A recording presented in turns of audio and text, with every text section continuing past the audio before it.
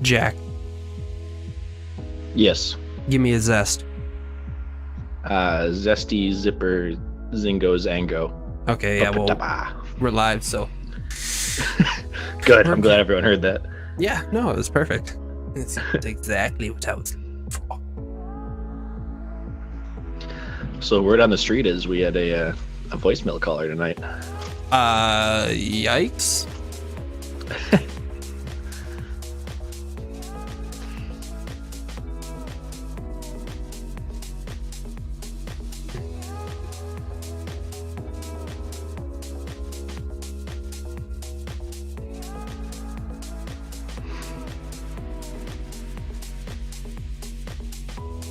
Okay.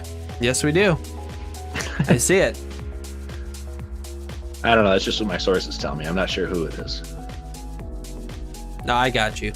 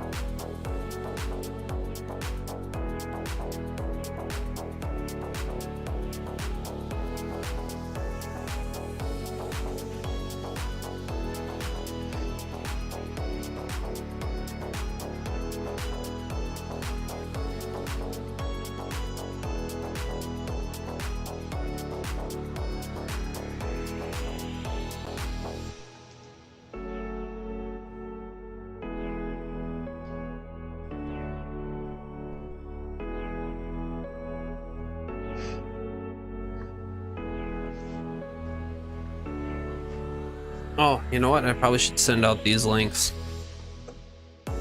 Oh, yeah, for people to actually watch.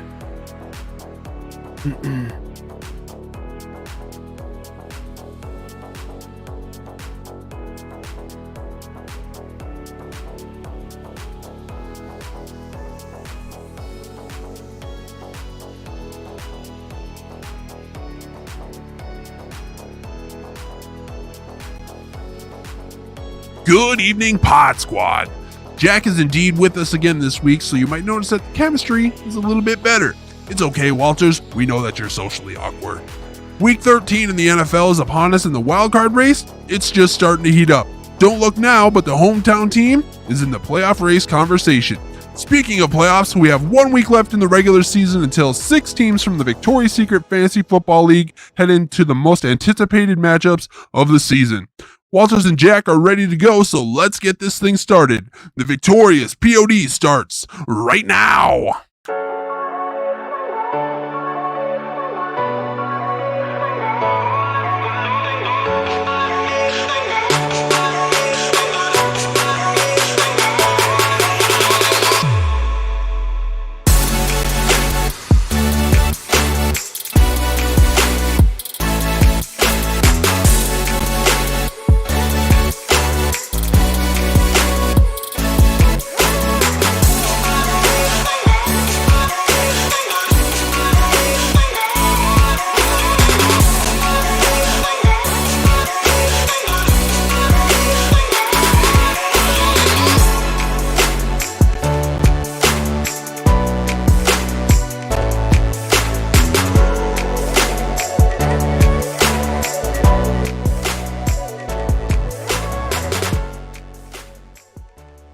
What up, y'all? I think I'm unmuted. Yeah, I'm unmuted. I did it. All right. What's up, everybody? My name is Ryan Walters. You are listening and watching the Victorious POD. I have my co-host back this week. That's right, Jack. Jack is here. Jack, say hello to everybody out there in YouTube land. Hello, all people. I'm just happy that I remembered to not mute myself as well. Perfect. We are going to try and go through this whole episode without muting ourselves, and we're just going to see if we can get on into it. So, what is it that you are seeing right now? You are seeing / listening. You are listening to the Victorious POD. Who are we? Well, I'm Walters. That's Jack. I just introduced us. Why are we here? We are here to talk about football and fantasy football, and most importantly, we are here to talk about the Victoria's Secret Fantasy Football League, which is the greatest fantasy football league in all of the universe. So thank you very much. To all the fans, we want to thank you for watching us here on YouTube. We want to thank you for listening to us on Spotify, on Apple Podcasts, on iHeartMedia, iHeartRadio, whatever it is. We love the fact that you're listening and that you are watching. Also, I want to give a specific thank you out to Garlic Johnson. You have been a huge help with the production of our podcast, and we appreciate you greatly. Levi Oki, he is the one responsible for making all this awesome artwork. You can see it here on all of our social media pages, and you can check it out on the stream. If you are interested in seeing more of Levi Oki's work, you can find him at Levi Oki Illustration on Instagram. Please go check him out. Jack, how's it going tonight? It's good. There's no Thursday night football, so I'm a little bored and bummed out, but we get our football fix on right here instead, so I'm all good. I'm hoping that Audio Al, he's doing his podcast tonight, but if he's already done, I'm really hoping that he puts our stream up on the wall again like you did, because that was really dope. A nice setup. Yes, it was. Jack, anything new or exciting going on?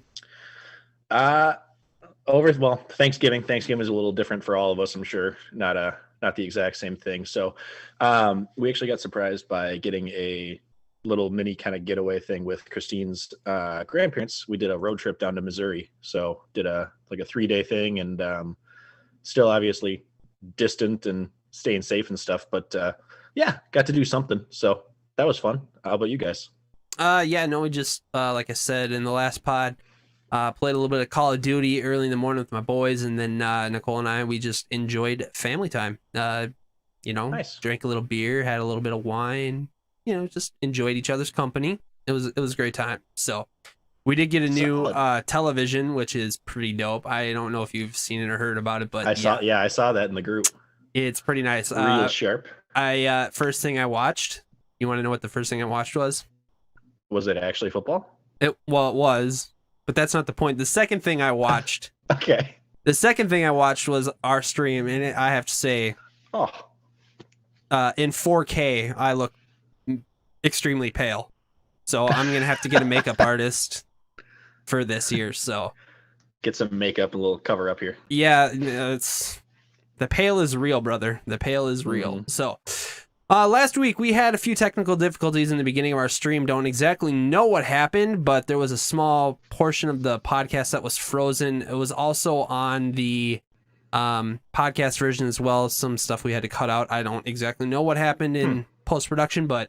Well, you couldn't tell. I didn't even notice, so... Oh, well, I don't know. Al was telling me so. And then when I was listening back to the recorded version, because I have our audio bot going, it cut out probably, 30 or 40 seconds of our pod. Oh, that sucks. But whatever. Al's sabotaging, I think, from another podcast. He probably was. He was probably doing it from outer space. Yeah, some friendly fire. Yeah, the whole time I was just like, why does Al sound like he's talking in a tin can up from outer space? It just sounded like just. So I don't know. I've tried talking to Al about this. I give Al some audio advice from time to time. I give him a little bit of technical advice from time to time. And I have told him whatever filter he is using makes him sound like it's like echoey, spacey. I don't know what it is, but you don't need it. Get rid of it. But I've never noticed it because I listen to the Planet 10,000 Goons quite frequently when I can. So shout out to Al and Dave. But I haven't noticed it that bad on his. Like it was much worse when he was on this one. So I don't know if he was doing something differently or maybe because he wasn't at his own. I don't know. Like it was a telecommuting pod. I don't know what happened, but. Yeah, I don't know. Usually you sound great, Al, so I don't mean this is a bad thing. Usually you sound good on your own pod, so. We'll get it figured out. So. All right. With nothing else going on, we are going to move into our fan interaction zone. How to find us and how to get involved. Well, we're here on YouTube. If you're watching us, thank you. We appreciate it. If you are on YouTube and not subscribing to us, please subscribe to us. 100 follows will get us our own custom URL, which is sweet. Last time I checked, we are at 51 subs, so you know what that means, right?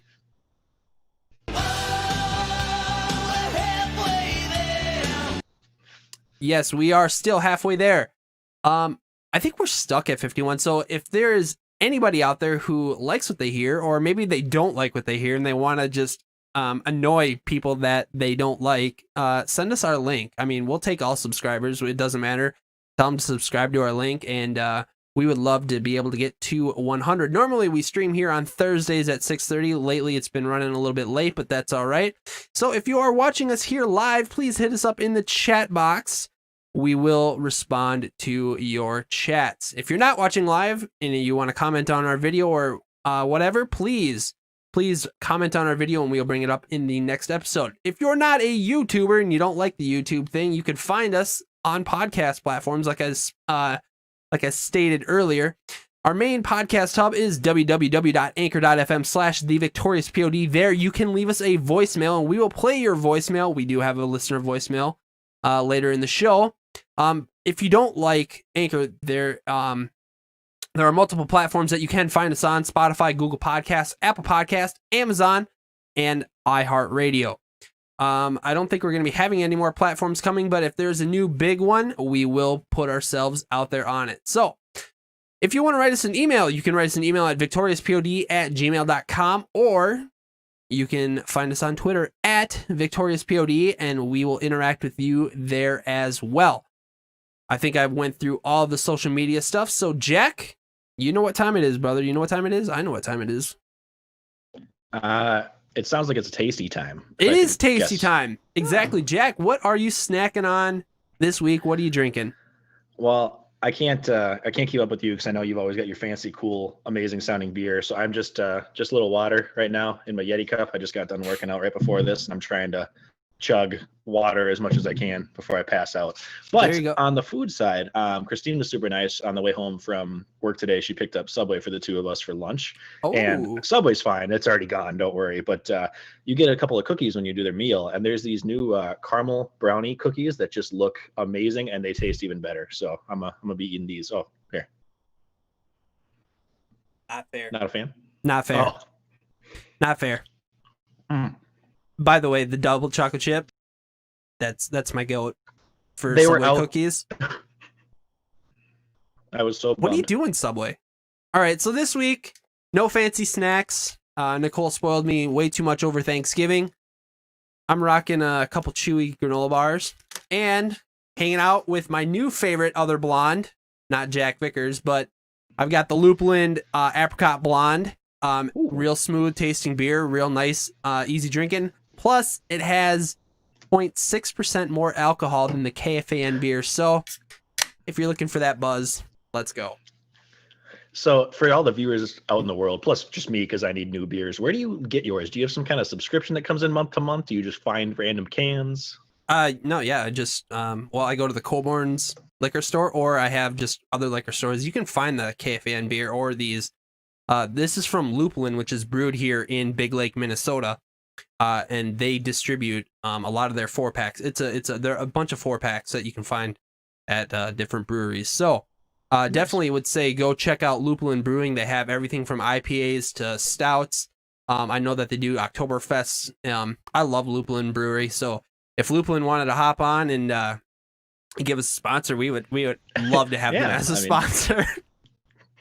I drink their beer all day, and I'd had every segment be sponsored by them if we wanted to. Yeah, we'd never make it through a show. We'd just be halfway. All right, Jack, what's going on this week in the NFL?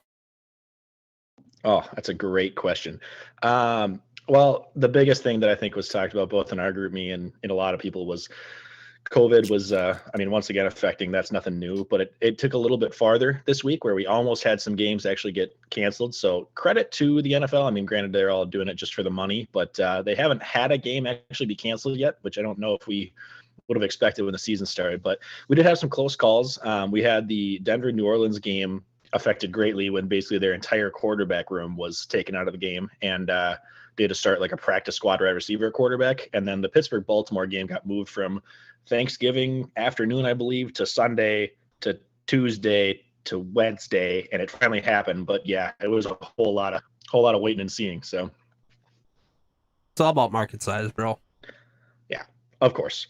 I know Katie in particular would say this if she was on, but I think there was a little frustration with how the NFL handled one game versus the other. I mean, basically it was just like the vibe that it came out as was, oh, the Ravens have some players missing. Well, we'll just move it as far as we can. And then look at that. I think Dobbins and Ingram were almost active. Like they could have played, but they ended up keeping them off. But the Denver game was, oh, hey, we have our first string and second string and third string and backup QB all out. And they were like, you're fine. Just go play. So I don't know if you had any thoughts on that one, but it was a little interesting how that kind of played out. I'm disappointed in the NFL. They're not being consistent in what they do. You know, if you have, I don't know if it's because of the number of players that they had, but if you have positions that are severely affected by COVID and you have to trot a practice squad wide receiver out to be your quarterback, which, by the way, I saw the stats on that. It was not pretty. So I feel for Katie and all Denver Bronco fans out there. I would much rather have seen that game pushed back. Double night or doubleheader on a Tuesday night.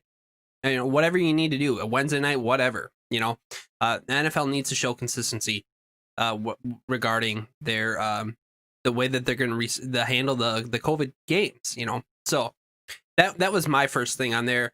Number two, I believe Al said it best.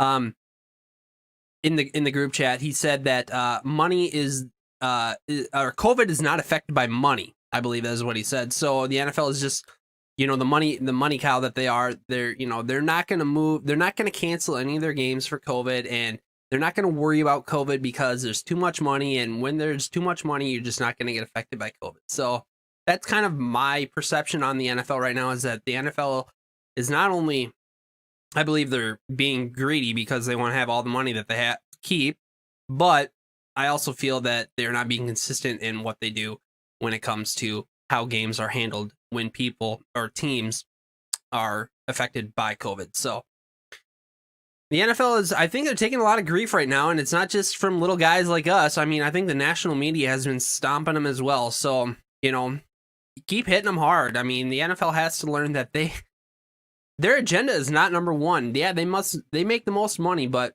you know, pull your head out of your ass. So that's just my thing on it. So yeah, I mean, that's fair. I think obviously this is unknown territory, and everybody, like small business, big business, small businesses, big businesses, people every day like you and me are figuring stuff out, and it's different and things are changing constantly. So it's tough to know, but I mean, with how big the NFL is, I mean, and just the people they have on payroll, the offices, like the large amounts of employee network, you'd think they'd have some kind of contingencies laid in place. Like, I'm okay if we have to do this whole things get postponed or pushed back, or if a game does have to get canceled and you go by winning percentage and, you know, the Steelers Ravens don't play their game, or there's been talk about like adding a week 18.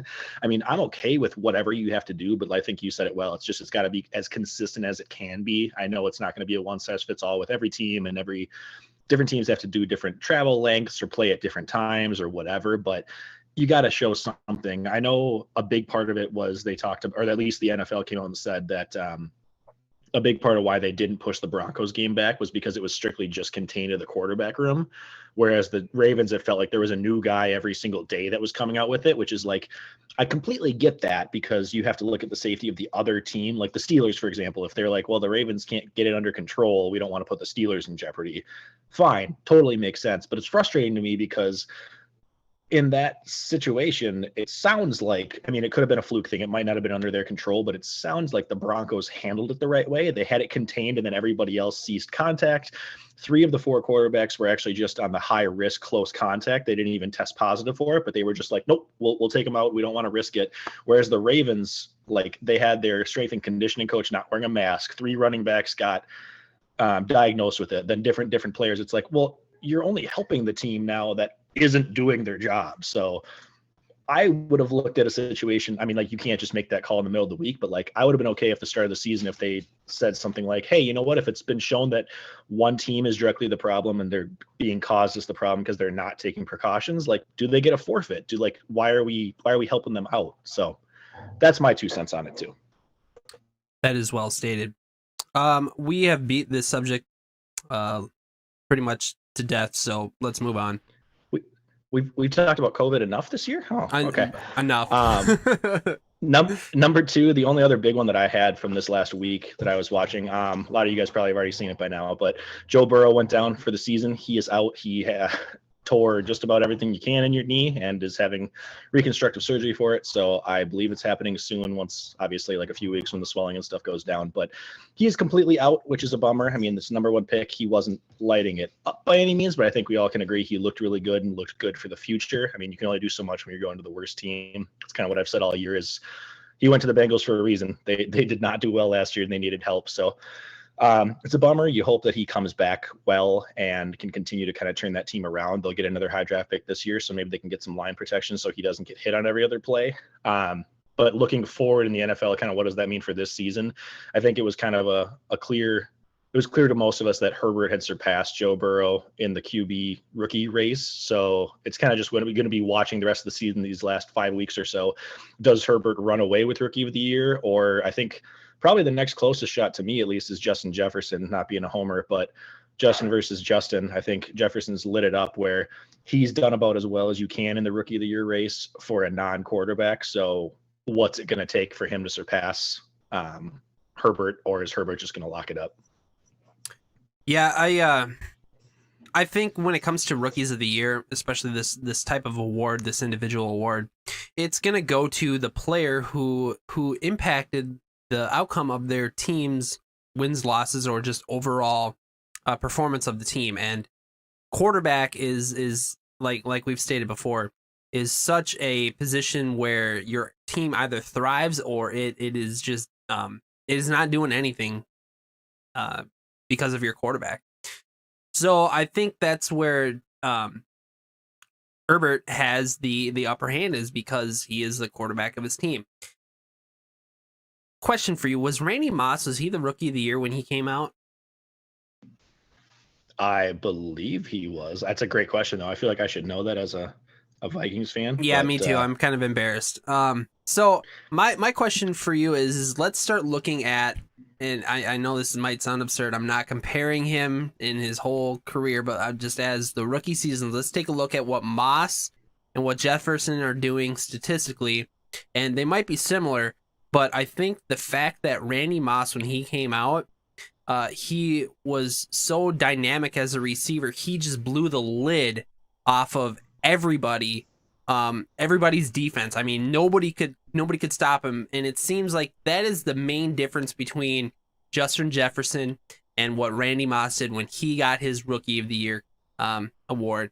And that right there is another nail in Jefferson's coffin, is that, yeah, Jefferson's been a solid receiver. He's put up great numbers. He's putting up a bunch of touchdowns. He's having close to the same amount of statistical success as what Randy Moss did.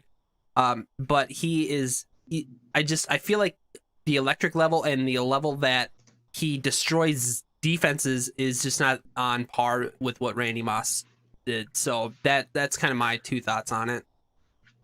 Yeah. Fun fact, Moss did win 98. I looked it up quick to make sure. I thought perfect. But the big factor is I was just kind of reading some stuff here, but a lot of people are saying like Justin Jefferson's, I mean, he's been amazing. I think he's top 10 receivers in touchdowns and like yards per route run, like a bunch of key statistics and everything. And he's getting better. Where I think after 9 weeks in, he was on pace to get 1,400 yards receiving total, which is amazing. It would be really, really great. But Moss apparently in his rookie season had 17 touchdowns, and that is a record that probably won't be broken. So even with Jefferson doing well, I don't think he's going to get enough of the target share to have close to that, but definitely could set himself apart from most rookie receivers. Yeah. I totally agree. So are you still thinking that Herbert's going to take it? Rookie of the Year candidate can't be the Rookie of the Year. I think at this point, I mean, especially with Burrow down, like you said, with quarterbacks, I think it's kind of his to lose, barring some kind of collapse or something like that in the last few weeks where he has a rough game. But this dude's been crazy consistent every week. I think he's top 10 in quarterback, like most of the quarterback rankings as well. And I mean, he's a rookie. So it takes like a decent season. Like I don't think a quarterback should just win it versus an equally so-so running back or receiver, but like he's doing better than over half the quarterbacks in the league and he's a rookie. So I think it's his to lose. I think Jefferson would be my second pick, but there also haven't been like a ton of standout guys like CEH and Jonathan Taylor weren't lights out like we thought they would be. So Nope. I think it's kind of a 2-horse race with Herbert definitely having the lead. If you had to name a third, who would be your third? I know my third, but I could be off base as well. I am conflicted between two. They're both not quarterbacks or receivers. I think it's like recency bias. Antonio Gibson for the Washington football team just lit it up on Thanksgiving Day. And I really like him, and I liked him coming out of college. So I probably would pick him more with my heart. But if I had my head, I think James Robinson, who's an undrafted rookie out of Jacksonville, has just been lighting it up, and he's been more dominant. So probably him. Yep. I would say Robinson's a good pick because he falls into that mold when what he does is affecting the team more in a positive way than what any other rookie is doing on the team. So he's the only guy in Jacksonville doing anything right now. Correct. All right. Right on. All right. We got the game of the week. What's going on with the game of the week? Yes. Game of the week. I picked kind of an interesting one this week. It's two teams that I don't think we would have expected to be where they are currently, but the Browns are heading to the Titans this week. They're both 8-3 by some miracle, but I don't know if it's just me, but I feel like neither of them really feel like an 8-3 team. Like there's 7-5 and 6-6 teams that feel a little bit more threatening to me, where it's like they seem like they're going to be good ones that end up getting bounced in the playoffs. But I could be wrong. The Titans had a decent run last year. They both have very similar offensive game plans where Nick Chubb and Derrick Henry are just both dominant when they've been playing in games this year. Chubb, I know, was out for a while, but in the games he's come back, he's had 3 straight 100-yard games. So very, very tough to stop both of them. For me, I don't know that I feel great about either one. I feel like I would probably have to lean Tennessee because I just feel like I'm a little bit more confident in them. But that being said, the Browns, we're talking about a team that was winless before Baker got there, and then they only had a handful of wins last year. I don't remember if it was 5-6 or what, but if they can pull this off and beat Tennessee, who was a playoff contender last year, I feel like this will kind of finally be the point where I'm like, okay, I believe in Cleveland. Like they're legit. Yeah. Actually, fun fact, I haven't put this in the notes yet, but I am picking Tennessee over Cleveland this week. So, look at that segue. Yeah, buddy, but we're not there quite yet. So before we get into it, we got a little bit of fan interaction here in the live chat. So what a coin! I don't know what his whole name. He says Tampa Bay's quarterback is pretty good. I think he's a rookie. I said most definitely, ha ha ha. But Foster says T. Higgins has been pretty good, and I would have to agree. T. Higgins has been a very good wide receiver for Cincinnati this year. And then shout out to Foster. Thanks for listening. We appreciate it. And then Connor says Gibson. He loves Gibson this year. So shout out to Connor. Thank you so much for interacting with us on the pod. Jack, what is your game of the week to avoid? What do you not want to watch? I 100% don't want to watch the other half of the NFC North. Our division, I think the Packers are running away with it, but the Vikings have shown flashes lately. Meanwhile, the other two teams are just kind of falling apart. The Lions are playing the Bears this weekend. I am very confident that both of them are going to miss the playoffs. I mean, the Lions are pretty much out, but I don't think there's any way the Bears hang on. They'd at this point have to go through us, and I just don't think they've shown anything where like we might not even make the playoffs, so there's no reason they should. Not a whole lot of fantasy excitement. I mean, Galladay's been out for it feels like the entire season at this point, so he might be back this week, but he's been possibly coming back every single week that I can remember. DeAndre Swift still has a concussion. He might play. The Bears have Allen Robinson, who in my opinion is like a top 5 to 10 receiver in the league, but they can't get him the ball. It's ugly, sloppy football. Apparently they're going to be starting Trubisky again, and I don't want any part of this. So unless you got a player in there, I don't turn this game on. Yeah. I'm not watching that game at all. All right, we're going to be moving on to the Minnesota Vikings last week actually. Carolina came to town. Teddy came to town. Didn't really look that great, but we loved seeing him start anyway. Carolina lost to the Minnesota Vikings 27-28, and I thought I was going to have a heart attack at the end of the game. What did you see in this game? Do you think the Vikings really deserve to win this game? What exactly did you see? I think we deserve to win the game just based on the game overall, but how we played, I mean, the fact that we muffed that punt and then still somewhat held him to a field goal, we definitely didn't deserve at that point. I feel like that shows more of a bad reflection on like Matt Rule, the head coach of Carolina. I mean, he's a rookie coach, granted, but like Carolina should have won the game at that point. But to my earlier thing I said, I don't think that they really proved that they should have won the game overall, just based on the only fact that they were in it was 2 back-to-back scoop and score fumble touchdowns, I think by the same guy, the rookie, like Jeremy Chin, if I remember his name right, which like that's 14 points right there. That's over half their points scored. So like take that away, we don't even need the 2-minute drive at the end. So the Vikings definitely played better to me. Cousins lit it up again. He's in my opinion should be getting November Player of the Month for the NFC. I don't know if he will. He did just get the Player of the Week award. He has the #1 passer rating in the NFL in November with like a 124 or something. This past game he throws 34 for 45, 307 yards, 3 touchdowns, and no picks again. And that's with Adam Thielen out and Irv Smith, who I feel like are at least 2 of his top 5 options. Thielen's 1A or 1B, and Irv is 4 to 5. So missing some of your guys, and including being in a game where Cook really didn't dominate like he has. He took a shot and was injured. So Cousins kind of had to put the team on his back there a little bit. I think we were down by 2 scores or like a score and a half, and he leads a 75-yard drive, 11 plays to close the gap, and then we get the ball back and he leads another 75-yard drive in 65 seconds to take the lead. So all the talks about Kirk not being clutch, this was about all you could ask for. I mean, like, this is what we were hoping. This is like the height of what we're counting on him being able to do. So it's great seeing him string a few different games together like this, where he's had 100+ passer ratings back to back to back, and really shown that he's not just like a game manager. He can do it in the right situations. So good job play calling to set him up to be able to do that. I agree. Kirk was on fire. That's one of the reasons I have been a Kirk supporter. I mean, I know that we talk sometimes about is he the guy? Is he the dude that's going to be able to bring you to where you need to go?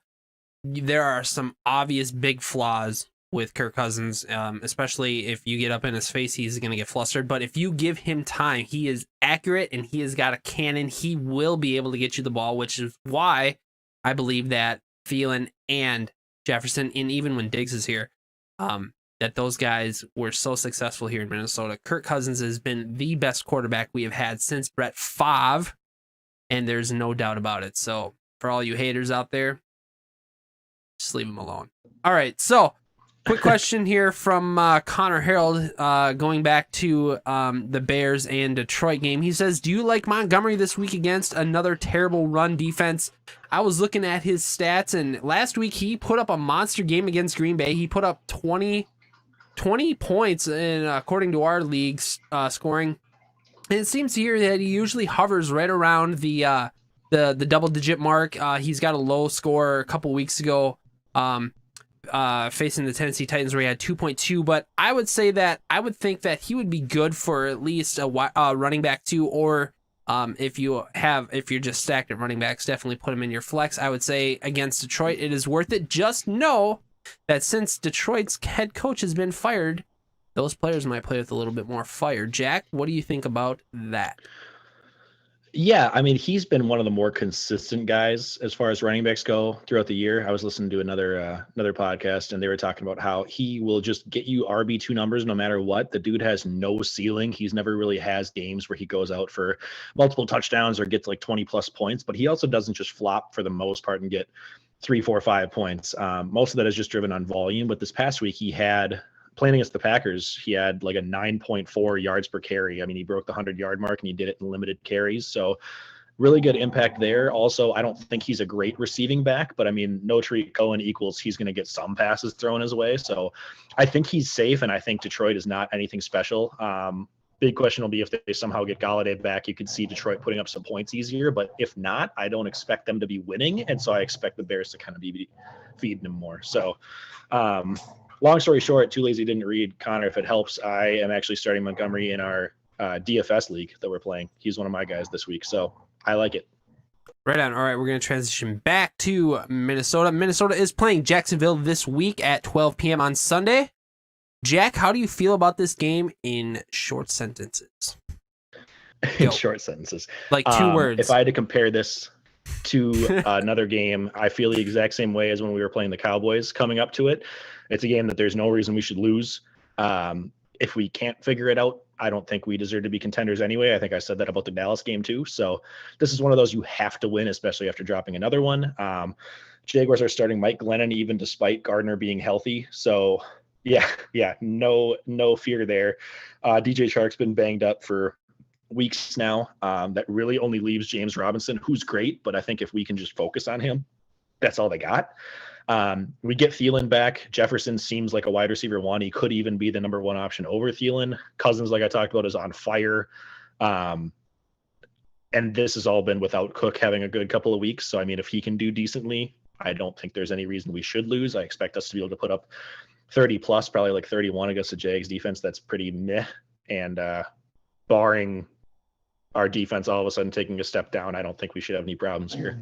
Has run defense been a problem for us this year? Or not like elite like we have been in the past, but we've definitely gotten better the last like 4 or 5 weeks or so. It's probably skewed because our pass defense has been so bad that teams don't usually try to run the ball. They just try to throw. But I think we're good enough to stop when you don't have to worry about a lot of receiving threats. As long as the guy who was out on the field for the Vikings defense who didn't jump out of the way, he doesn't jump out of the way for the running backs, like a couple weeks ago against Dallas Cowboys when who was it who ripped that big one off? I can't even remember. Pollard. It was Pollard. Yeah, Tony Pollard ripped that big one off. The guy just it was the worst alligator tackle I've ever seen. All right, we're going to move on to the Tampa Bay Bucks. Kansas City played the Tampa Bay Bucks this last weekend. Mahomes went off for 462 yards. He had 3 touchdowns to Tyreek Hill. Tyreek Hill had 269 yards. These guys are just insane. It's tough to beat guys like this when they're putting up numbers like that. Jack, though, your guy Brady did all right. What did he do this past week? Unless you need me to keep going.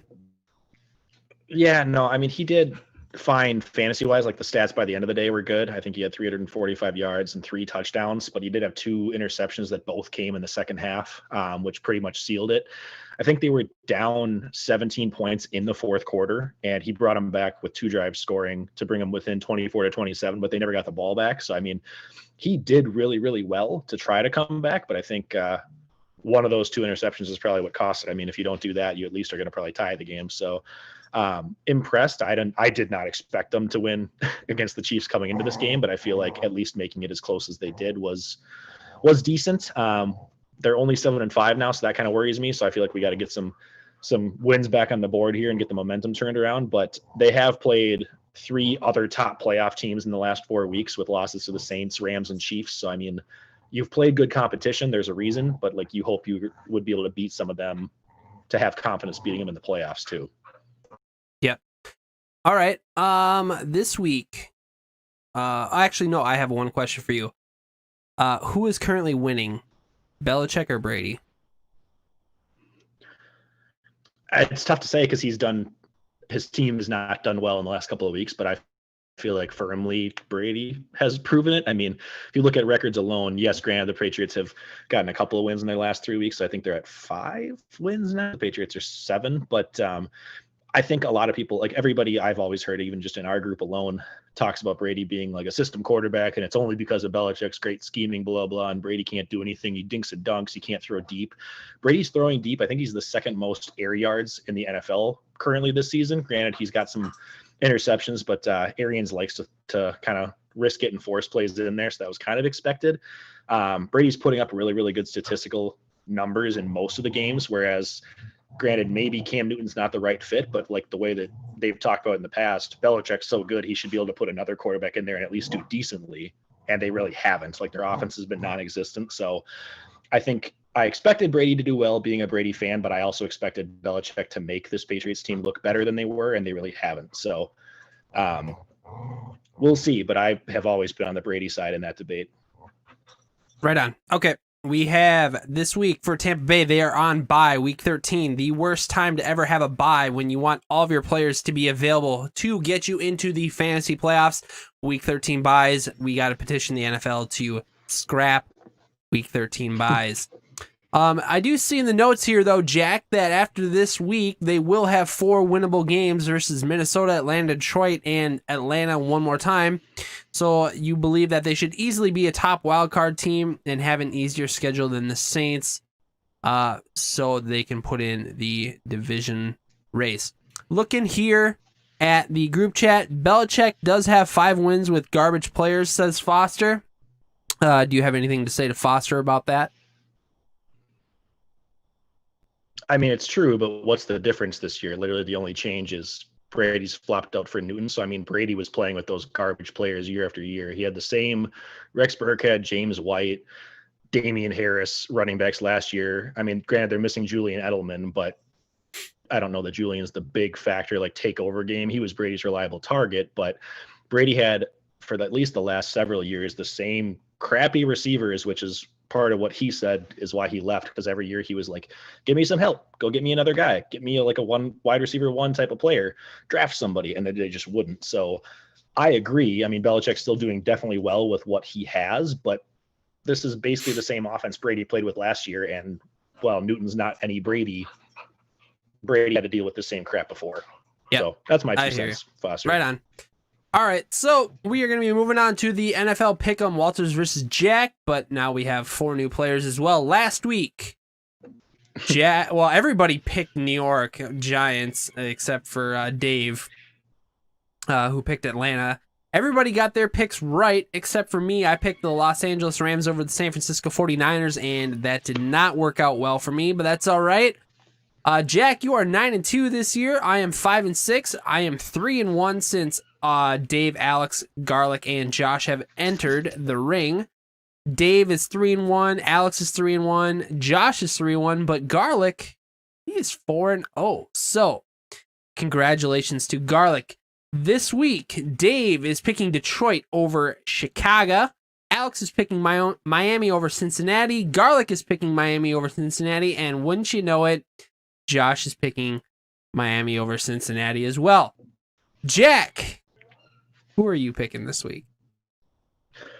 I wanted to do Miami over Cincinnati because they all separately, again, they always text me, and I don't think any of them talk on their own because I text them individually, but they all sent that in within like 10 minutes of me asking, and I'm like, okay.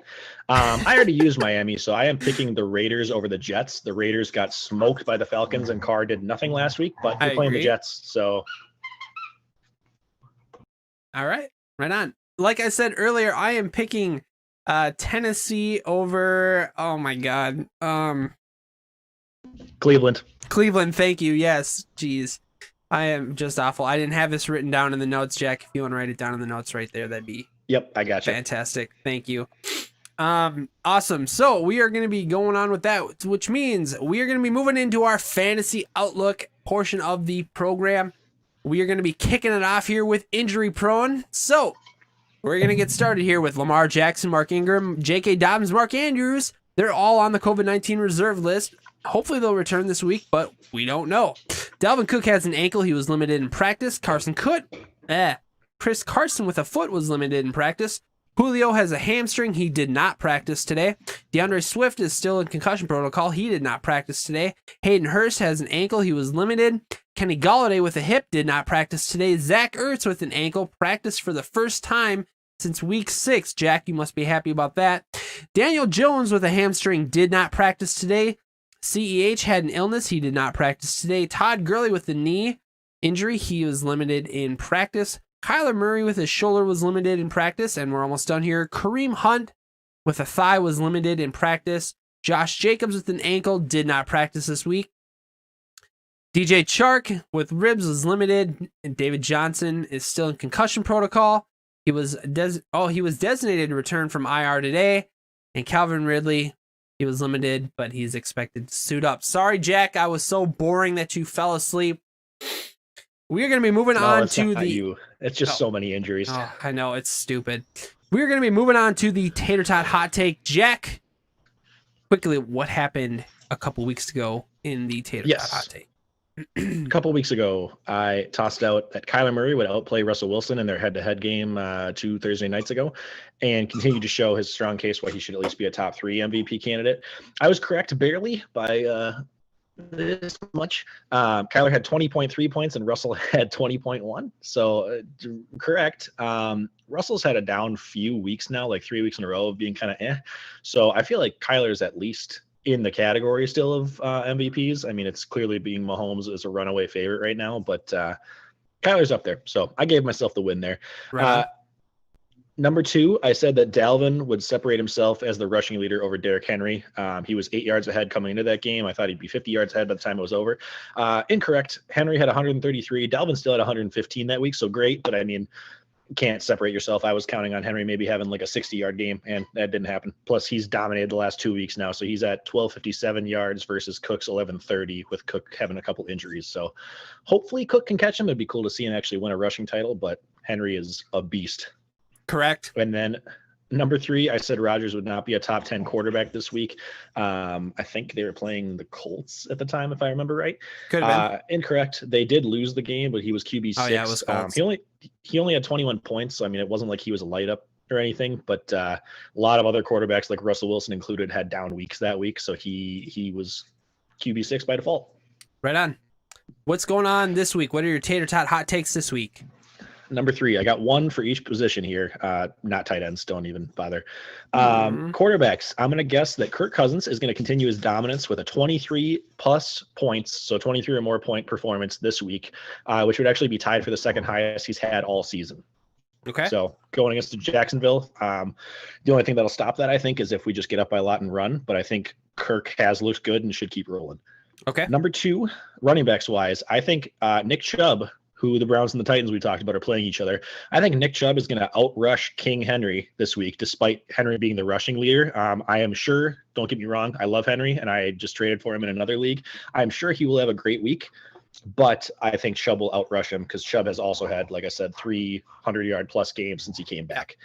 Number 3, wide receivers. This is a little bit more bold, hot out there, but I'm guessing Brandon Cooks is going to be a wide receiver 1 this week. Obviously, a lot of you guys have heard Will Fuller just got suspended for the season, but Deshaun Watson has looked amazing since Bill O'Brien got fired. The Colts defense is very good who they're playing, but they tend to have, like, their only weakness seems to be deeper routes or air yardage. So people try to throw deep on them and get like one big completion. So I think Brandon Cooks will be a top 12 wide receiver. Okay. I like that last one, actually, by the way. So, swimming upstream, we have that going on. So we're going to switch on over to this right here. Now you can see these wonderful graphics that we have come up with. Last week, sorry, I guess I'm a growing boy. My voice is cracking. Carson Wentz, 19 points last week. His exact projection. He looked much worse, but his rushing and his Hail Mary TD bailed him out there. Jack, you say you've fallen off the wagon the last couple weeks, but you know, I'm looking at the season long and, well, you're still in 4th place. I mean, that's pretty good, right? That's awesome. I mean, I'll take it. I'm glad I've held on. It would have been nice to have a couple of big weeks these last couple and maybe move up and catch some people that are above me, but staying in 4th, it's already a miracle. So I'll take it despite Carson doing his best to stop me. Yeah. If you do happen to do that, congratulations. But I mean, trying to run away from these guys is going to be insane. So why don't you talk to me a little bit about what it is that you want to do this week with your streaming quarterbacks? This week, just looking at a few of the guys we have on that column there. I definitely don't love Trubisky, even versus Detroit. I have zero confidence and faith in him. Looked at Ryan Tannehill too, because he's had some really good weeks, but they are getting Myles Garrett back in this game. And like I said before, I think it's going to be a running game back and forth. Cleveland likes to run the ball a lot, and so I don't think Tannehill will have a lot of opportunities. Derek Carr screwed me over in Dynasty, so I'm not picking him out of spite. And Carson Wentz, I can't justify picking him 3 weeks in a row after he's looked bad but been bailed out by some fantasy luck, so I'm scared. So I am actually going to double down kind of what I talked about before. I already said in the hot take that I think Kirk Cousins is going to have a solid week, so I'm going to pick him. Like I said before, I'm worried that we get up by too much where he doesn't get the opportunities, but I think bare minimum, even if he doesn't throw for 350 and 3 again, I think he should at least be able to have 250 passing yards and a couple of touchdowns. just big factors whether he throws a pick or not. But I think Jefferson has been looking amazing and has the potential to be a game breaker, and Kirk should be a safe pick. So I'm hoping somewhere in the 18 to 20 range at least, but my hot take is that he gets 23 or more. Okay, right on. We are going to be going into purchase or pass.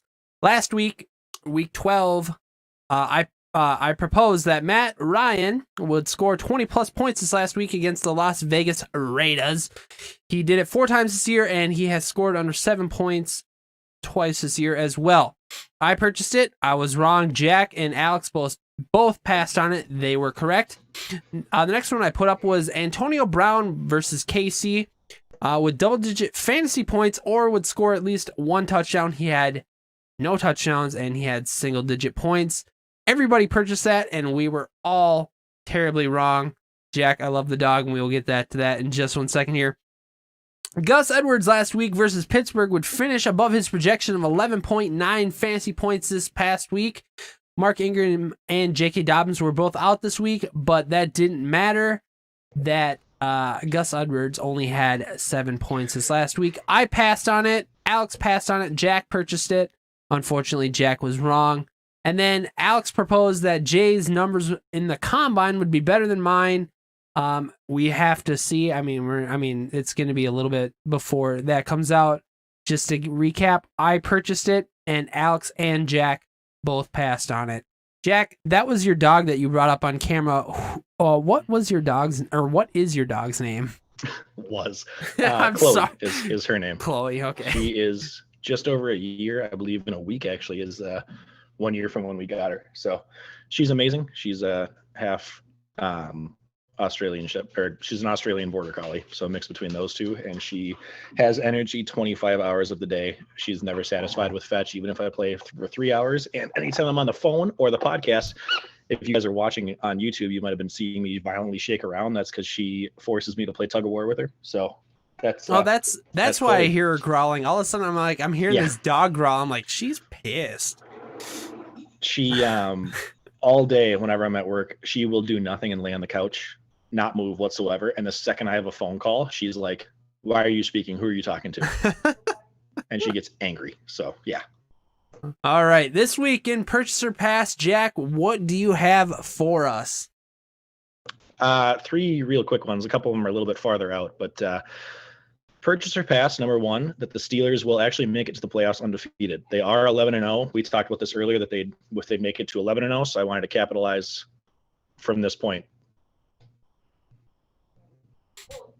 I'm passing. I probably will too. Their schedule actually looks really, really easy, which scares me. But I think they're going to have a slip-up game, or they'll bench players if they secure the number 1 seed. The fact that the Chiefs are 10-1 a game behind them is probably tough. But I think if the Chiefs lose one more, the Steelers could sit week 16 or week 17 and be fine.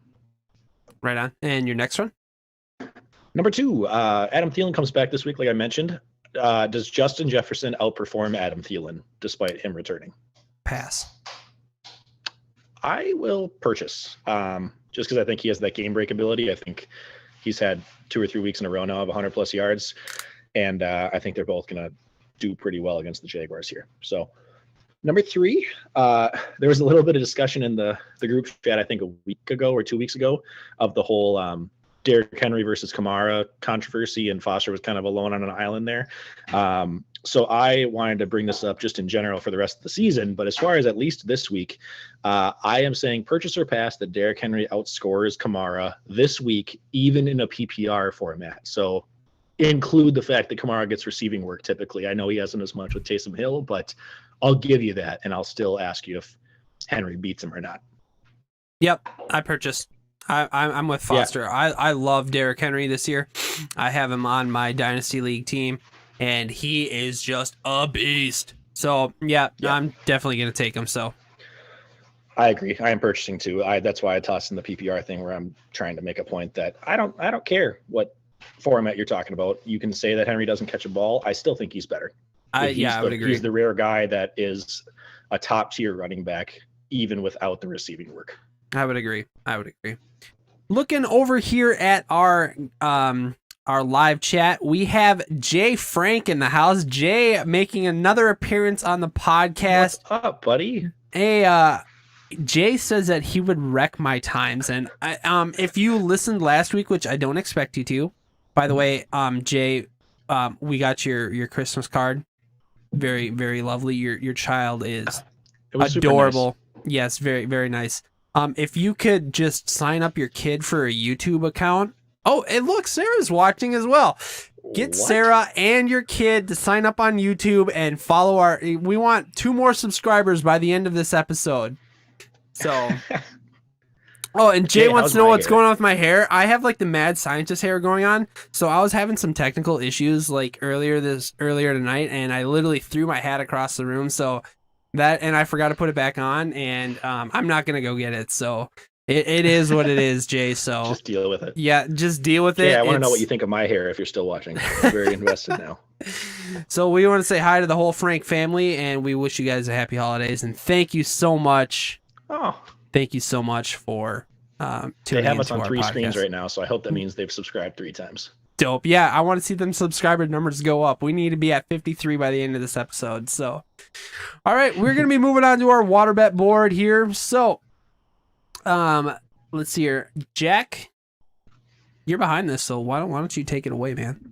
Yeah, it's kind of my rambling stuff whenever I think of when I go in here and edit it. So I'll toss out a few. I'm going to take the 2 of the 3 purchaser pass ones that I just made and toss them out as much better hair now. And I'll toss them out as season long bets for you if you have a preference one way or the other. And if we both agree, again, I'll just delete it. But do you have a preference from this point on, starting today, rest of season, Justin Jefferson versus Adam Thielen, fantasy wise? Just no, I don't want any part of that. I don't want to root against. Want either one? Nope. Okay, that's fair. I hear you. Don't want to do it. How about if I gave you not just this week but the entire season, Derrick Henry versus Kamara in PPR? Yes, I will take for the rest of the season. Derrick Henry will be better than Alvin Kamara for the rest of the season. I would take that. So will I. So there's nothing there. I am so confident though that Foster, if you're listening, I am with you 100%. I will die on that hill that Henry outperforms him in any league. So we'll get rid of that guy. Number 2, I talked about a little earlier as a rookie breakout, but Antonio Gibson had a breakout of 115 yards and 3 touchdowns on Thanksgiving Day.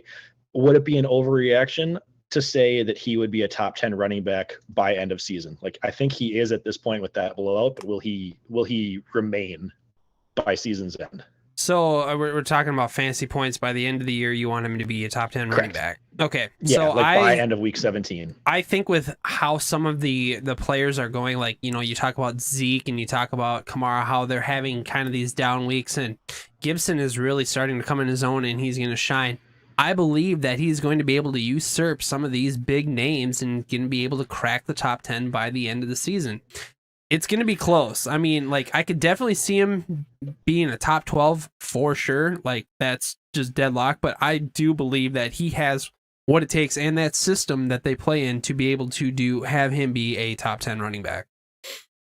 Yeah, I also agree. So I feel like I'm cherry picking these easy ones too much. But I think it all depends on how they use him.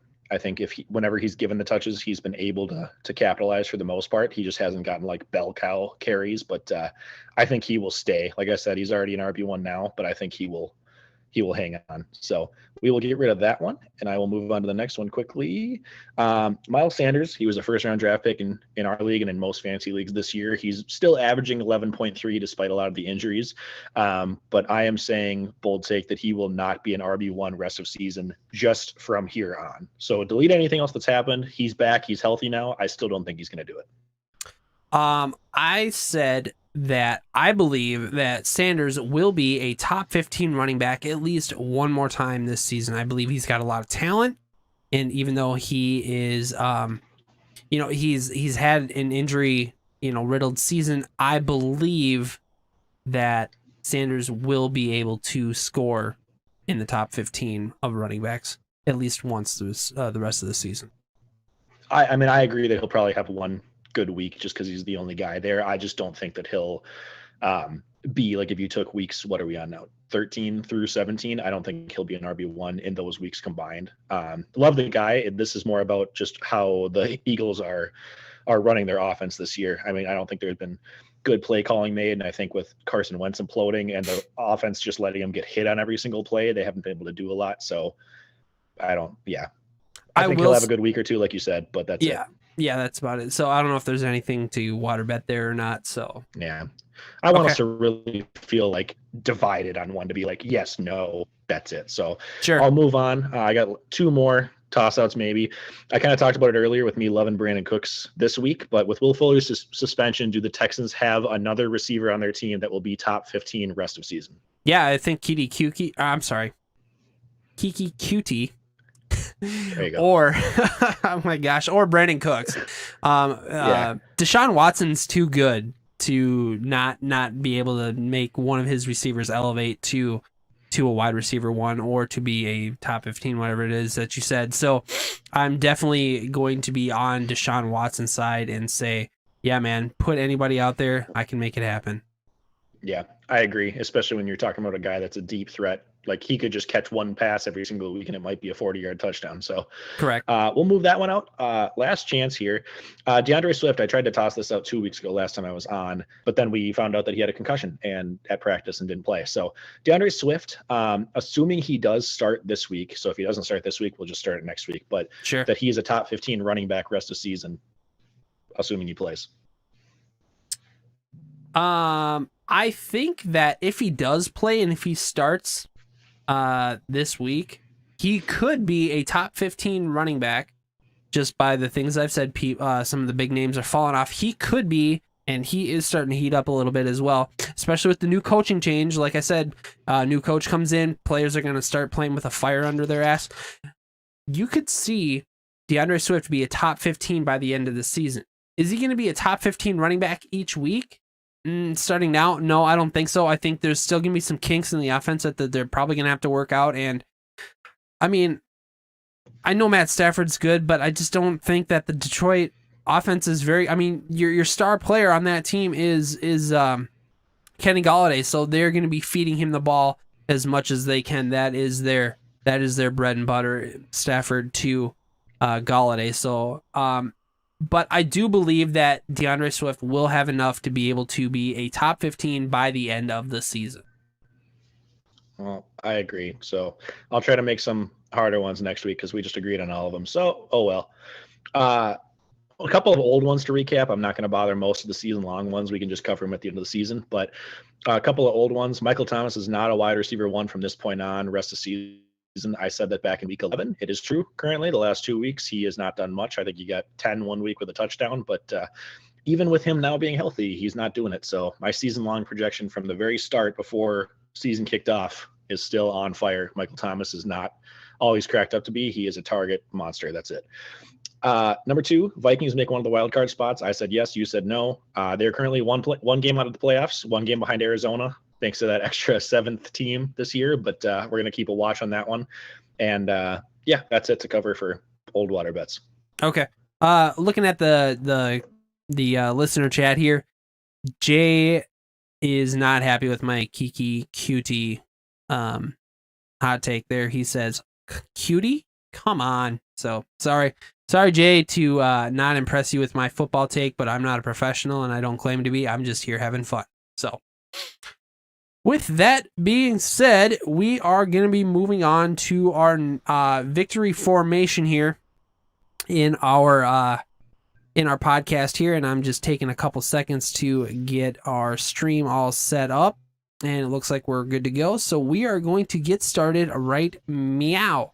Actually, one thing that I want to cover real quick, last week was the side bet week 12, the longest quarterback pass, and it didn't need to be a touchdown. Ben was the winner. Nobody picked him in our Pick'em League to get to pick Ben as the side bet winner. So the only person to ever guess the side bet right was Ryan in week 12, myself in week 9, and then Jack in week 6, and of course Tyler in week 5. So like I said, it is week 13 now, and there are no more side bets, which is a big, big sad face. So we're going to be moving on to the jack of all trades. Jack, the trade deadline is tomorrow. Did you know that? I did. I'm sad about it because I wish we could just keep trading all season, but I get it because you don't want playoff teams to do that. So I like that our trade deadline is the very, very end though, like week 13 versus some that chop it off at like 10 or 11.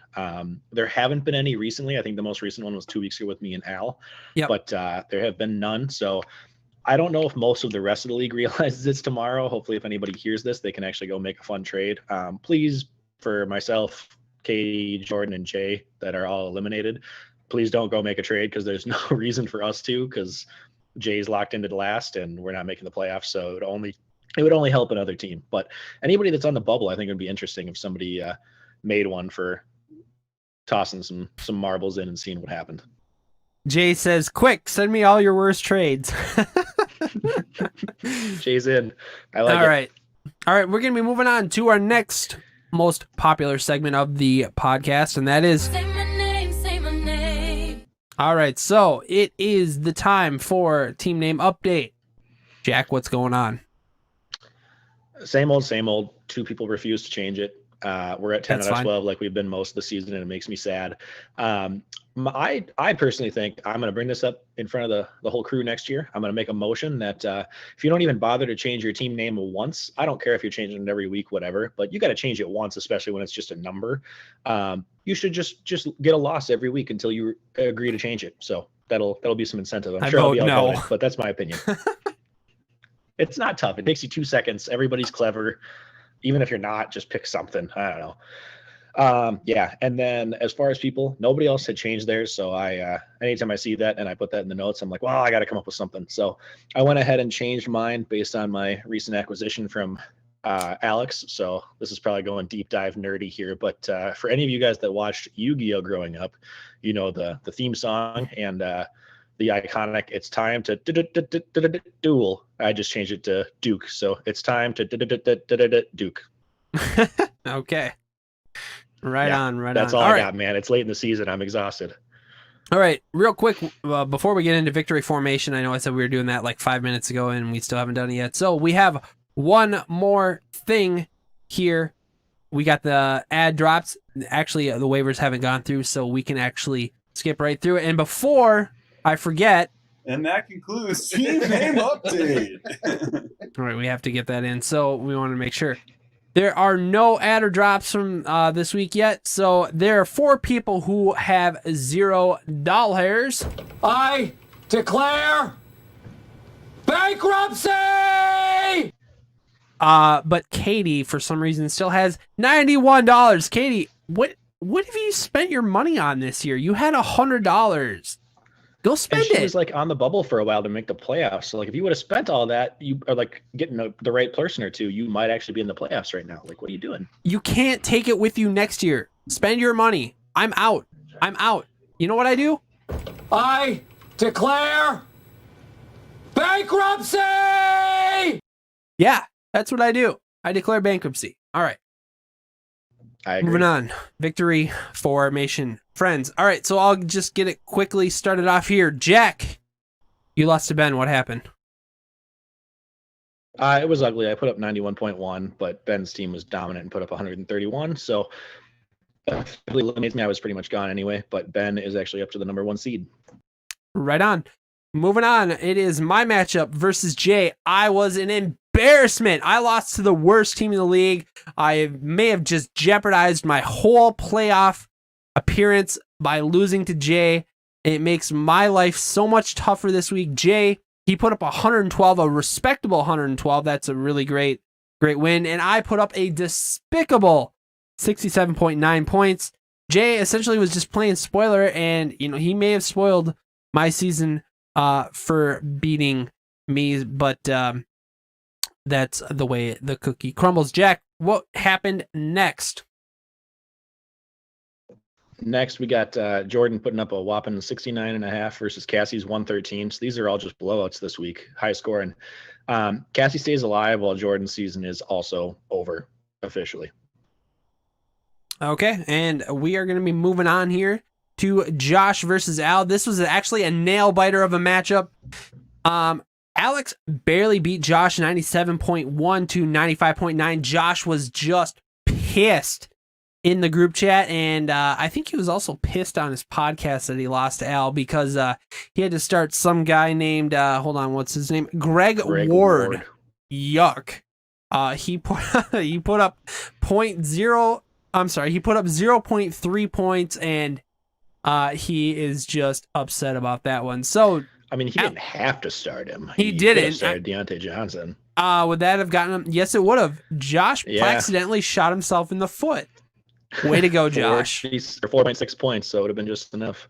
I get gamble. I mean, you got to start somebody you know is doing it, but I would do it for most players up until you get to the Greg Ward tier of players. Then at that point, just play Deontay and hope the Steelers play their game. I would agree. I would have rather had a 0 from Deontay Johnson than 0.3 from Greg Ward. Yeah, I get you're hoping for a one catch, one play, but it's tough. I feel it for you. All right. Next matchup, we're talking about Katie versus Foster. Katie put up a respectable 88.4, but that was nowhere near enough to go against Foster's 117.9. Foster just dominating over Katie and solidifying almost putting himself in a really good position to be in the playoffs. We will see exactly what happens to that. Congratulations, Foster. Moving on to the next matchup. Last matchup is Tyler versus Ryan, another nail biter. I feel like these two, whenever they play each other every season, they always have like a low scoring matchup. It's always a defensive battle. But Tyler, 78.1 and Ryan, 81.9. So just barely. They both really needed to win here, but for different reasons. Tyler drops out of the top 2 first round biases down to number 3, but Ryan moves up to 4th with this win. So they both should make the playoffs at this point. I mean, everything's kind of still up in the air, but kind of shakes up the playoff picture from the last couple of weeks.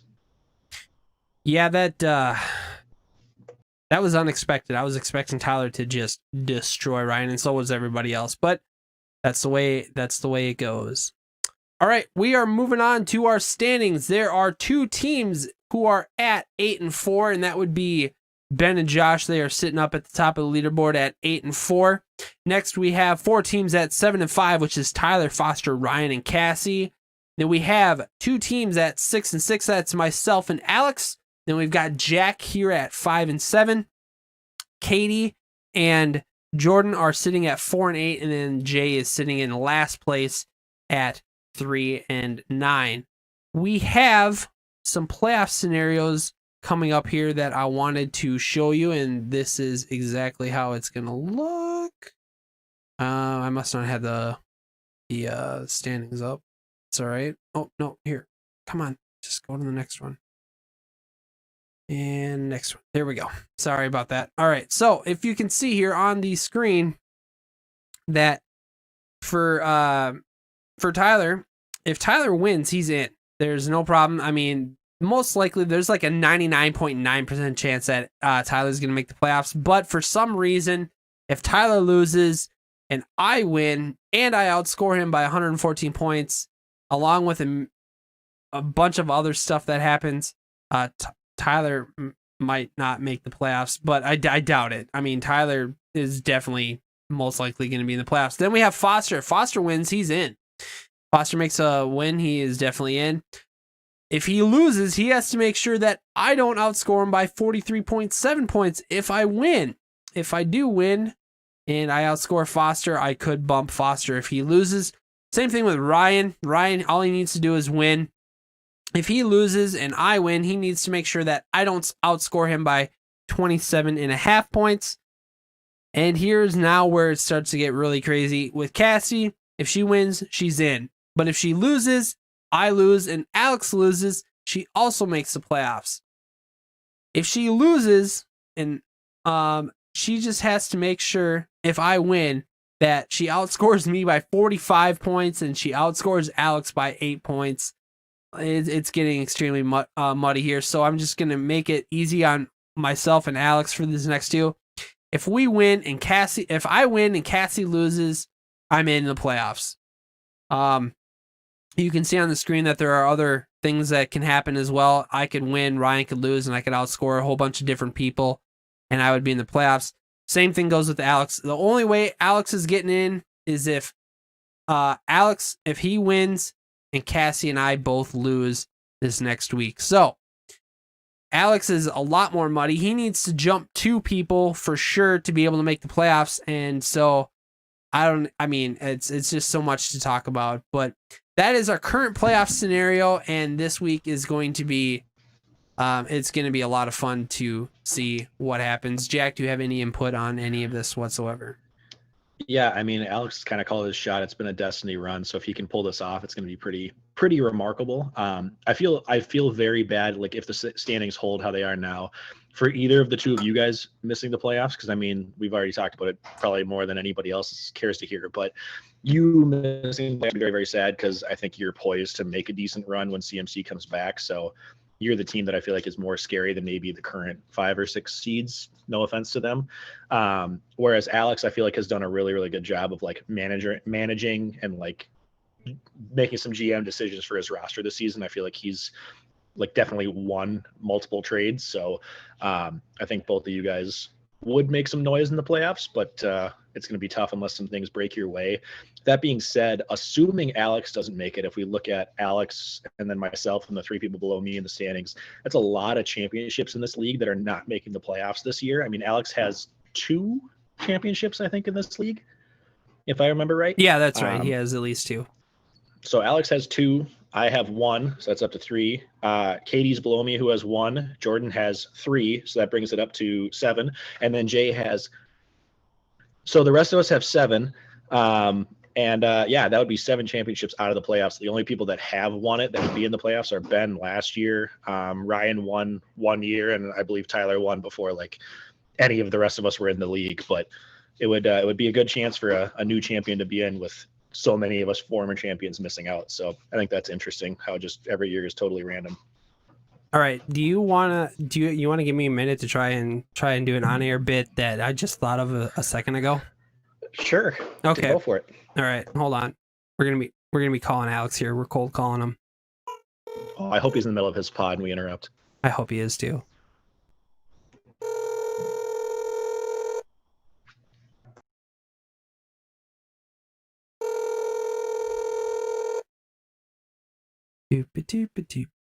I would love it if Alex would pick up his phone right now.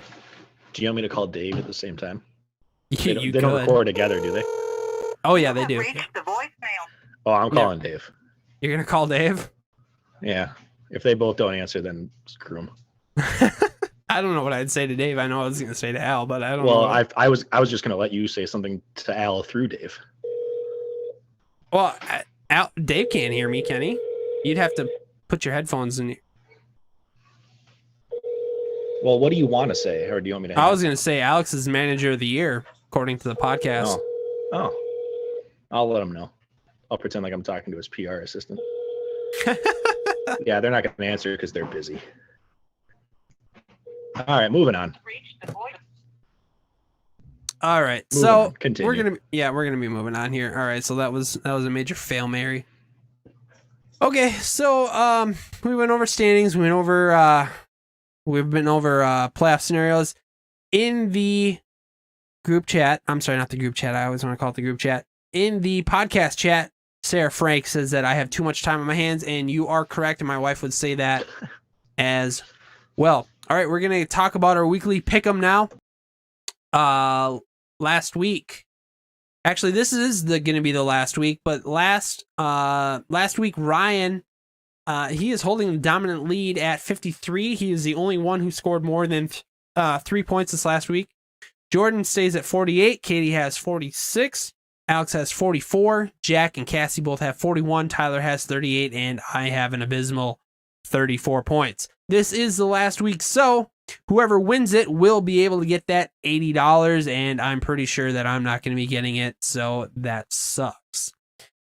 We can move on to our matchup previews, and actually we're not really doing matchup previews. All I have here for people is single team. The teams who are going to be in the playoffs, I have teams for that, or we have little slides for them. So we'll just get started with that. And the first one that we are doing is Alex's team. Alex is trying to make the playoffs. He's got Kyler Murray, Kareem Hunt, Giovanni, Michael Thomas. He's got Terry McLaurin, Rob Gronkowski. Actually, he's on bye. He's probably not going to play him. Antonio Gibson, the Browns, and Younghoe Koo. Jack what do you see in Alex's team this week that would give you hope that he's going to make the playoffs, or do you have no hope for Alex to make the playoffs? I mean, I've got hope because I don't want to bet against the guy. I think he's proved a lot of people wrong in other things, or like in other times before. So he's got a really, really solid team. I mean, Kyler's a beast. I feel like Giovanni Bernard's kind of been a flop since Mixon's gone out. Hunt's really not done a lot since Chubb has come back. Michael Thomas, I talked about, I don't think is wide receiver 1 in fantasy rest of the year. So, I mean, McLaurin and Gibson I love, but I feel like they take away from each other. I think it's very, very likely Alex is top 6 in scoring because, I mean, Kyler's as consistent as they come. The rest of the team has potential, but I think he has a lot of hoops to jump through to be able to make it even if he does get a win. So I don't think it's in the cards, but I think he'll make it interesting by at least getting a win. Okay. All right. Next team we're going to talk about is Cassie's team. She's got Matt Ryan, Kenyon Drake, Damian Harris, Tyreek Hill, Cooper Kupp, Hunter Henry, Marvin Jones Jr., the Saints, and Harrison Butker. Jack, are you encouraged or discouraged about Cassie's chances to stay in the playoffs this week? I mean, I've bet against her all year. I've kind of been a doubter, and she's still proving me wrong. So I did pick her to score top 6 this week. I don't love Matt Ryan because he was flaky for me, and she actually picked him up after I dropped him. But the rest of them, I mean, her running backs are coming on. Tyreek Hill obviously put up like 51 points last week, so he alone could win it for you. I think she's got probably as good a chance as anybody to be in the top 6 because there's enough of us that are going to be easily lower half. So she's right on the bubble for a reason. Right on. Okay, next matchup, we have Paul Foster.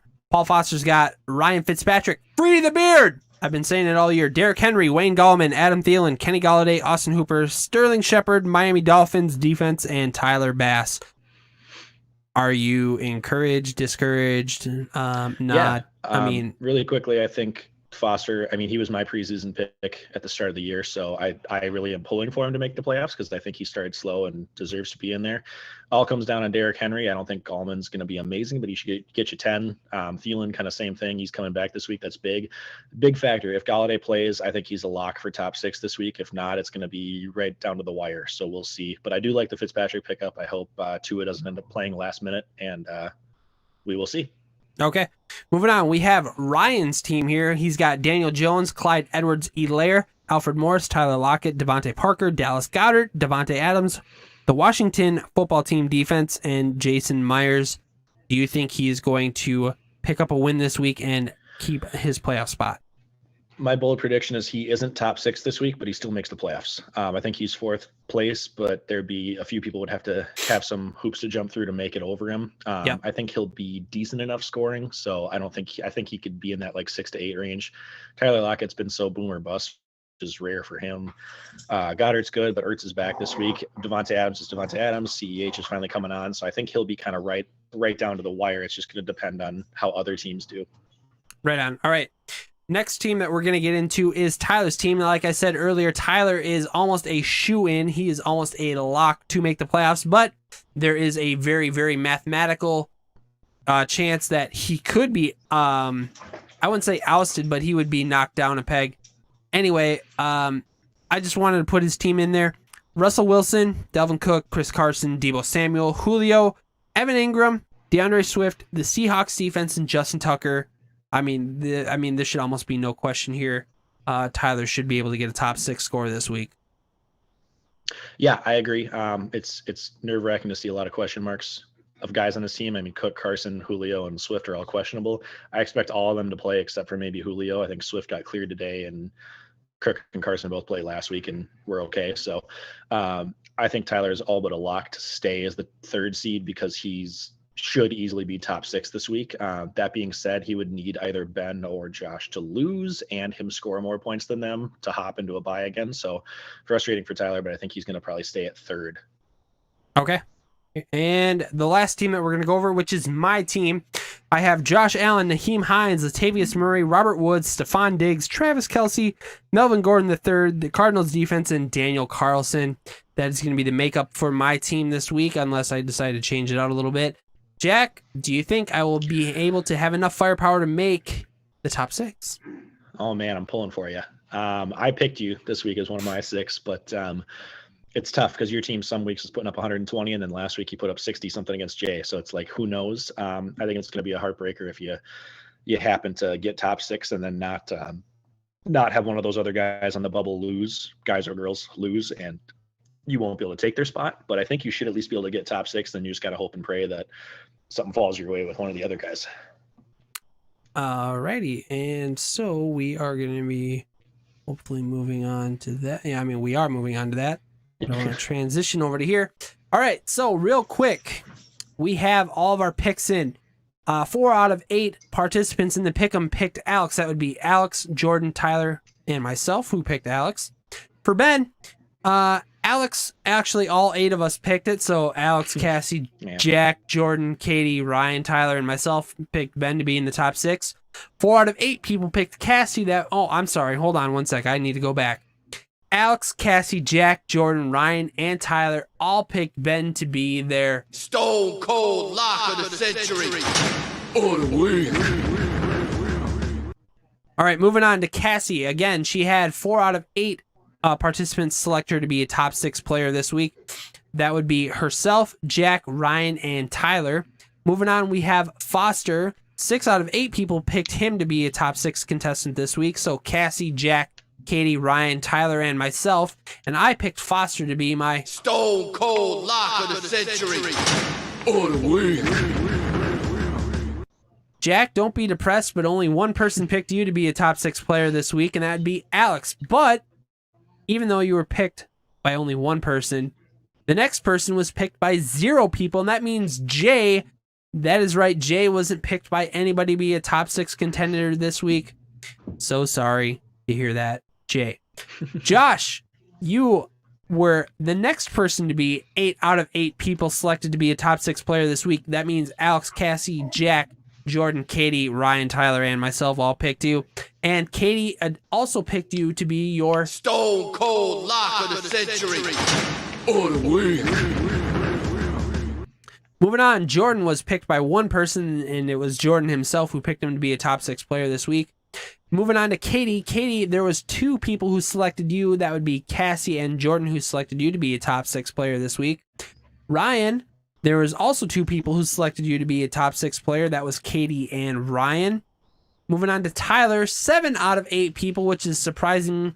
That's only 7 people picked Tyler and not 8 to be the top 6 player this week.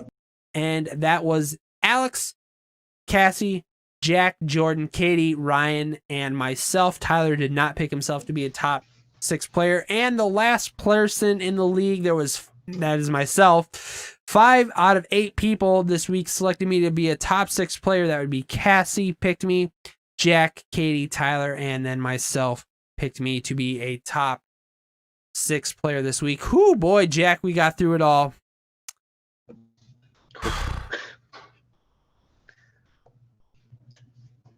Man. All right, so we're going to move into Guillotine. Perfect. What happened last week in Guillotine? Foster was finally eliminated after 4 close calls. It felt like every single week. He was hanging on there, but he made it to the top 6, and he is out. So the remaining players or teams left are Josh, Tyler, Al, Dave, and Jordan. 4 out of 5 Victoria's Secret members, and 1 Dave, who is surviving by LaMichael P. Ryan. So the key people that Foster led up, not that anybody really had a whole lot of money to spend yet, but I believe this was the final week everybody could pick up players. So people that got bid on by Foster, Josh bought Aaron Jones for 75. Josh also bought Terry McLaurin for 75. Josh also bought Russell Wilson for 75. And then Dave bought Lamar and Gronk for $1 each. So everybody's teams from this point on are locked in, and 5 people left. So we will see. I personally, go ahead. This is for Josh here real quick. He is now bankrupt. I declare bankruptcy! Yeah, he was very excited about it. All right, is there anything more with Guillotine League? Really, I just feel like Josh's team is a runaway at this point. His team is very beastly. Everybody's teams are great, but his team is insane. The fact that he even has McCaffrey sitting on his bench. So if Josh doesn't win it all at this point, I think it's a disappointment. That being said, I think the other 4 are all easily close. I mean, it's you got to survive 4 more weeks. It's not like you just got to win 1 now. So I feel like any of them could win at this point. I think I'm pulling for Jordan because half of his roster is my former roster, but Dave and Al, both co-podcast hosts that are going strong still, and then Tyler as well. So somebody take Josh down, or Josh is just going to run away with it from the start. Okay, let's get into our dynasty real quick. Jack, what happened in your dynasty? Oh, I lost. I looked like crap. I scored like 57 points versus Foster's 98. I really needed to beat him because it could have kept him out of the playoffs and it would have knocked him down for a better draft pick for me because I was first. So I was really counting on it. But I switched last minute from Carson Wentz to Derek Carr, who was playing the worst defense in the league at Atlanta Falcons, and he got 0.6 points. Because Boyd, Lockett, and my tight end all had letdowns of like 5 points or less, so no chance for me. I am still in second place, but there's 5 teams behind me at 7-5, which is 1 game behind. So technically, there's a scenario where like all 5 of them could win and bump me out, but I think a couple of them are playing each other, so I am in no matter what. But I could easily go from number 2 seed to like 4 or 5, which would suck. Okay. Last week I had a dominant performance against the Gully Wumpers. I played him week 1 I played him week 1 this season, and I lost to him in a very high scoring matchup as well. So it was nice to be able to get my revenge. I put up 120 to his 99. I lock up first place. That's right, folks. Walters is in first place. And hold on one sec. Okay, good. I just want to make sure my audio bot was still running. Sorry about that. I always have to check it. I just want to make sure that it doesn't freeze. So, I locked up first place. I'm gonna be in first place. I don't think anybody could usurp me. Even if I lose and Jack wins, I'm gonna have way more points than him. So, hello, week 1 bye in the playoffs. How ya doing? All right. I really need the week 1 bye because I'm gonna get bounced early otherwise. You could have it if you win. You're in, man. No, I just need to win. All right. Speaking of my garlic impression, did you like my garlic impression there? That was actually pretty decent. So it was very impressive. I was waiting for you to have the shades out and everything like that. Oh God, yeah, that was amazing. I'm pulling up the DFS league here real quick, and if I can type in my password real quick. We have the Hood DFS play along. I don't exactly know why we keep on covering this, but that's fine. I'm mainly because you and I are doing well. That's that's right. We are doing well, Jack. Thank you for reminding me. Yeah. Okay, so moving on to that, I'm pulling up the standings here. So last week, I was tied for first in points overall with 164, dominant out of 20 people. Walters, you were 10th, but you still had 120, so it's not like you dropped off. And then the only other relevant one for us, because we've been chasing her, it seems like all year, Nikita had a huge lead coming in. Garlic mentioned this on their pod the other night, but she had a huge drop after her start of the season really good. She was 19th place, so literally behind every single person except for Josh. So we all caught up to her a little bit, which helps us a lot. I don't know if you want to talk about the standings overall, or at least standings real quick. We have some guy named Responsibilities who is in first place with 1506. Then some guy named Vinegar Strokes who has 1500. And then there is in third place Mr. Mehoff Jack with 1490 points. Then in fourth place is Nikita Mitchell that you just mentioned, 1,478 points. And then yours truly in fifth place with 1,469 points. So I'm in top 5 right now. I would like to be back on at least the podium and take all that cash at the end of the year, but we'll see how that goes. I have to have some amazing weeks coming up here. So, but that's all right. Is there anybody real quick? I don't have anybody that I haven't even looked into it yet, but are there a few players that you wanted to highlight this week? Yeah, just a couple. I was looking at it today while I was doing the notes and stuff. Might change it around. I always kind of tinker with it, but I really like Brandon Cooks, like we talked about earlier. I think he's a cheaper wide receiver buy right now, so I think he has the potential to take any touchdown to the house, and he's now their de facto number 1. So I really like him this week. I usually try to look for cheaper quarterbacks because I just don't want to spend $9,000-$10,000 for Mahomes on a given week, but Kirk Cousins tripling down on him. Third time I talked about him on the pod. I think he's got a really good matchup versus Jacksonville to at least not flop. Which on that note, I put up 164 last week despite starting Derek Carr as my quarterback in DFS. So that was a 0-pointer. So I'm just trying not to do that again. And then if you're looking for like a really cheap option, dart throw for like a flex guy, I like Denzel Mims versus the Raiders. I think they have Darnold back on the Jets, and I think they're going to take a lot of deep shots losing in the game. So he could be somebody that if you you don't have enough money to get anybody else, I'm going to try to toss out. All right, Jack. We have one more thing to cover that I forgot to cover. Oh yeah. We have a listener message, and we're going to play it right now. Yeah, hi, this is Travis Leahy, Trevor's younger brother. Say, I'm just calling in with a question for you guys. If you had to pick one division in the NFL to make a super offense with, as in one quarterback, one running back, one wide receiver, and one tight end, but you have to use one from each team, so no doubling up, who would it be? For example, if you use the NFC North, you might have, I don't know, Aaron Rodgers, Dalvin Cook, Allen Robinson, and TJ Hawkinson, for example. Okay, let me know. Bye. Okay, so I'm gonna do the NFC South. Damn and it. That's what I was gonna do. Okay, fine. Well, I'll do the AFC South. I'll do the teams. AFC South. That's fine. I'll do the AFC South. Okay. So the AFC South teams are Houston, Jacksonville. Is that right? Mm-hmm. Tennessee, Indy? No. Yes. Indy? Okay. Yep. Quarterback is definitely Deshaun Watson. Running back is Derrick Henry. Wide receiver has got to be, who are the other teams I'm missing? Oh, it's got to be DJ Chark and who's the Mo Alley Cox? I'm gonna go Mo Alley Cox. Okay. That saved it. That's actually a good tight end pick. I like that. I would go NFC South pretty confidently for me. Starting with the easy ones, I think I'd take CMC off of the Panthers. Just lock up my running back spot. Yep. Number two, narrowing down with the tight ends. I don't think any of the tight ends are even remotely dominant except for Gronk. So I'm going to pick Gronk. Thank you. Okay. Yeah. All right. I just meant the other three, like Jared Cook. Gotcha. Whoever the hell the other two even start at this point. So I would go CMC, Gronk, and then that leaves the Falcons and Saints. Saints. Thank you.